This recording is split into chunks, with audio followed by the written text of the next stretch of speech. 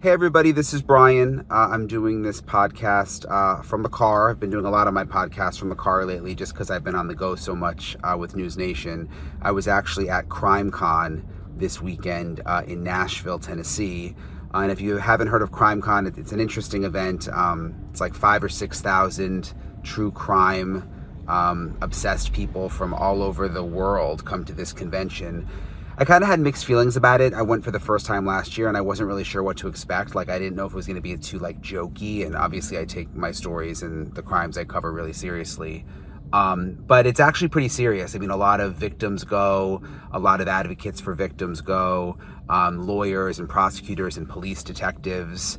And it's actually a pretty serious conference for the most part. So it was a pretty good time, and what was interesting, which I wanted to share with you guys, was Gabby Petito's parents were there. You probably know the Gabby Petito story if you follow me, that tragedy. Her mom Nicole, her stepdad Jim, her dad Joe, and her stepmom Tara.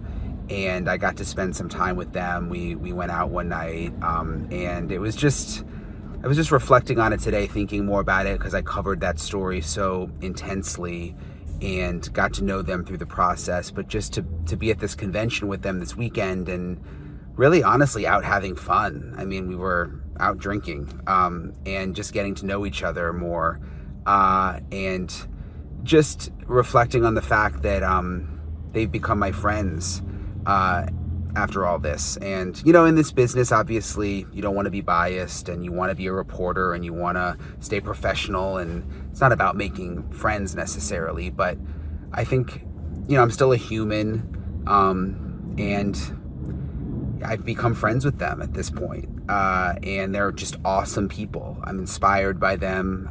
They're fun, they're cool, and it was just kind of this weird full circle moment, just thinking back to being outside Brian Laundrie's house and covering the story and talking to them while that was going on versus now several years later, really considering them friends and just being able to go out and enjoy being with them. It's just, and the fact that they respect the work that we did, not just me, but everyone at News Nation, and that we've become friends. It means a lot. Like, it's more than any paycheck. So I was reflecting on that. That was kind of part of CrimeCon. And then also, there were a few interesting things that happened there. One of which was BTK, the infamous serial killer. His daughter, Carrie Rawson, was at CrimeCon. And she is also an advocate for victims and is really a victim in her own right. I mean, yes, she's a serial killer's daughter, but she's also suffered immensely. And she revealed something new to me at CrimeCon, and also to others. She had this victim impact statement, but she spoke with me about it before she actually gave her talk about her dad sexually abusing her, which she has now been coming to terms with and realized later in life. And I'm going to play this full interview with you that I did with Carrie, but it was really emotional. My heart goes out to her. She's already been through so much, and you just sort of add this component on top of it. And the reason she was sort of revisiting this and her dad is because she's been assisting investigators in Oklahoma now, where they're trying to figure out whether her dad is connected to even more murders. So I want to play this full interview for you. We played a clip on News Nation, but I wanted to use this platform to be able to play the full conversation that I had with Carrie, and I want you to see it. You're always so powerful, Carrie. The fact that you show the world that the families of killers are also victims too, and go through a lot and don't always know what's going on with their family members. I want to ask you, first of all, though, with BTK, you've been very busy behind the scenes. There's been an active investigation, and they're trying to determine whether your dad is connected to other killings. Yeah, so last year it came to light that there's a missing 16-year-old in Oklahoma named Cynthia Kinney. She went missing from a laundromat in Pawhuska in 1976, 2 years before I was born. And Sheriff Eddie Burden from Osage County Sheriff's Office there has a working theory that my dad could have been involved in their kidnapping, evident murder And so for the last year and a half, my dad's being investigated as a possible suspect in her disappearance. And then he was pulled in as a suspect in Shauna Barber's case in Missouri. But that one is looking resolved now for somebody else. But I stepped in June of 23. I volunteered my time and effort and my services to Osage County. And I've now flown in there about 9 times, about a week at a time. And I work hand in hand with law enforcement. I'm working through all my dad's evidence, and I've gone in to see my dad in prison 5 times. Do you think, based on what you know, that he's involved in Cynthia's death? Right now, we're still under investigation. So it's like circumstantial, really, but there's like mounting evidence. But what we really need to do is we need to find Cindy. And so there's been a lot of effort in trying to locate where she maybe is, no matter what happened to her. And there's a lot of effort in her case. And then there's quite a few other cases that are potentially being looked at in like the Midwest and Kansas, Missouri, and Oklahoma. So it's just an ongoing investigation.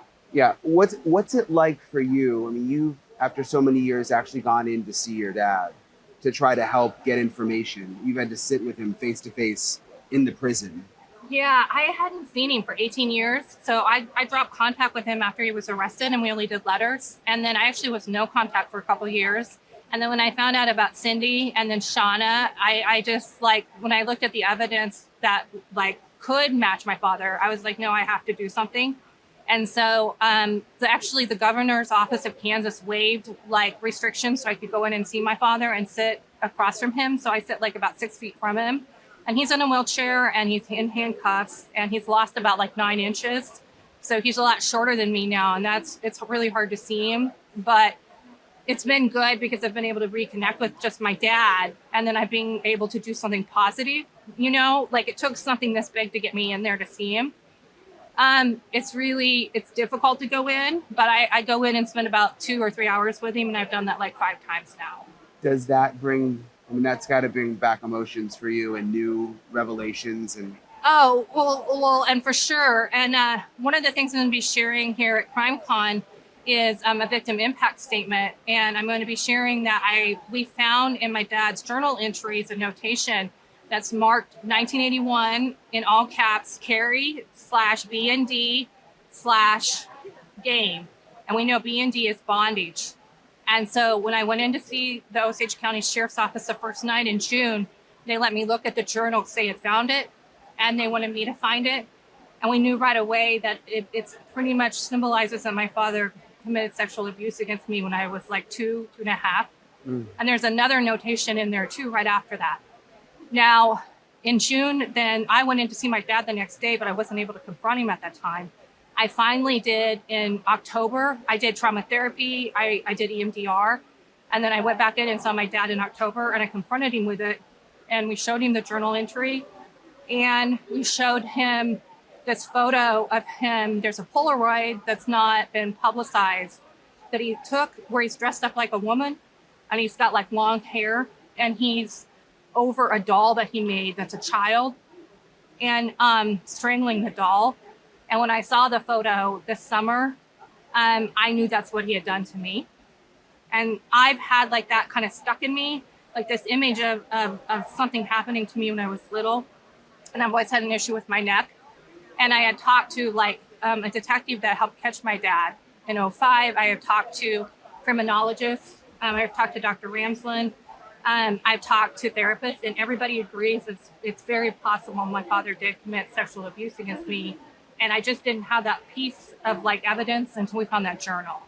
Yeah, I remember texting with you and you telling me look, there's a lot going on behind the scenes, but I'm so sorry. I had no idea. I was just thinking in terms of finding other. No, I didn't know it involved and that's why I was doing press and I was trying to support Long Island's family and, Idaho 4 and I was victim advocacy and I was doing a lot of media. And then all of a sudden I was notified about this and being pulled into my father and I just couldn't, I was shutting down. So I was dealing with all of this even at the last CrimeCon, and then I'm legally gagged. I have an NDA. I have law enforcement legal gags. And so it's been really hard for me to navigate my working media relationships and my life. Yeah. And you know, content creation, you know, you get the YouTubers and like, you know, and you want to maintain that relationship, but you just like, you can't. Did he admit it? So in October, I went in and I when I go in, he has to waive Miranda with law enforcement. So I go in and I say, hey, I'm here with Osage County Sheriff's Office. You know, would you like to waive your Miranda and speak to them? And he was mad and very angry that day and said, I thought the investigation was over. I don't like you coming in here. And he got so angry at me, my PTSD flared up. And I actually kind of ran for a while out of that room. And then I went back and I sat down with him and he goes, what is wrong with you? And I said, I have PTSD. And he goes, what is that? And like within about a 20-minute span, he gaslit me, emotional abuse, mental abuse, and he told me I had brought all of this on myself. And so then he said, what will help you? Because I was upset. So he's like going back and forth between like dad and BTK. And I said, the sheriff will help if you can bring law enforcement in, because, you know, they're like family. So they came in with me and we showed my dad the journal entry and the photo.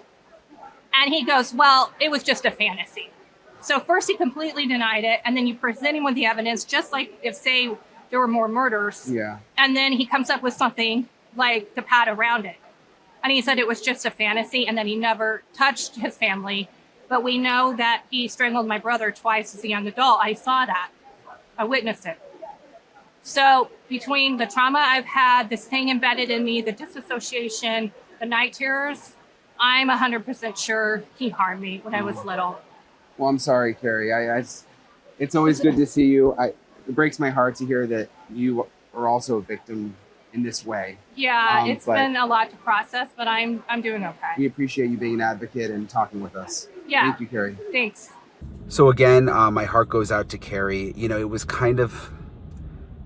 just weird, to be honest. I mean, we're at this crime convention and here, you know, we are talking about this really, really serious topic and something so personal to her. And I was just sharing with my friend the story. I'm like, you know, she was, you know, pouring out her heart about what happened, and you're at this convention and there's people walking around in the background, and I'm not gonna lie, I mean, it was kind of weird. But also she feels very accepted there and she gets a lot of support there. And she's able to help others by being there and sharing her story. So as strange as it might sound, it actually kind of all makes sense when you're there. So it was an interesting weekend at CrimeCon. I appreciate Carrie talking to me. I really enjoyed my time with the Petitos. They're just, again, special people. I'll always hold them close to my heart. And the work that they're doing now is incredible. You should check out the Gabby Petito Foundation. They've actually got a fundraiser coming up, and they do a lot of incredible work when it comes to trying to change laws that have to do with domestic violence, and also trying to spread the word about missing people, which, by the way, that just reminds me too, Marnie Hughes was also at CrimeCon, and she's our anchor, one of our anchors on News Nation. She also has this missing series that we started after the Gabby Petito tragedy. And I just had such pride at this convention this weekend, knowing that we have that missing series that airs every week. Producer Paige also does a lot of work for it. And again, it was sort of born out of the Gabby Petito story, and so many people saying, wait a minute, there's so many other missing people. And you know, why did Gabby just get attention, which Gabby's parents agree with. And I'm so proud that we started a series in News Nation so we cover these cases that other people don't cover, that haven't gotten the media attention.